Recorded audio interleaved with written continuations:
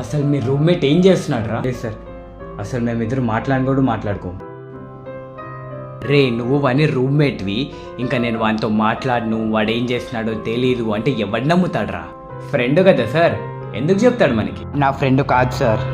వాడే కాదు, ఈ లోకంలో అసలు నాకు ఫ్రెండ్సే లేరు సార్. మీరేమనుకోకపోతే వాడేదో చేసిన తప్పుకి మీరు నా టైం ఎందుకు వేస్ట్ చేస్తున్నారు? హాఫ్ అన్ అవర్లో నాకు ఎగ్జామ్ కూడా ఉంది. సరే వెళ్ళురా నువ్వు. వాళ్ళకి నా గురించి ఏమైనా చెప్పావా? లేదు సార్. పోనీ మన బిజినెస్ గురించి? లేదు సార్, నేను అసలు వాళ్ళకి ఏం చెప్పలేదు సార్. మనం ఆల్రెడీ ఒక పెద్ద బిజినెస్ చేస్తున్నాం. నువ్వేమో సైడ్గా పక్క వాళ్ళ సామాన్లు దొంగలిచ్చి వేరే వాళ్ళకి అమ్మేసేలాంటి ఒక చీప్ బిజినెస్ చేస్తున్నాం. అయినా నాకు దాంతో సంబంధం లేదు.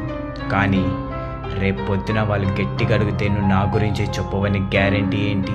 నేను ప్రామిస్ చేస్తున్నాను సార్, వాళ్ళు ఎంత అడిగినా నేను మీ బిజినెస్ గురించి చెప్పాను సార్.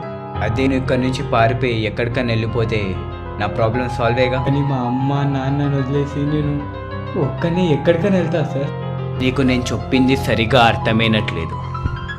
రేపు కాలేజ్కి నీ పేరెంట్స్కి నువ్వు పారిపోయిన విషయం అని తెలుస్తుంది.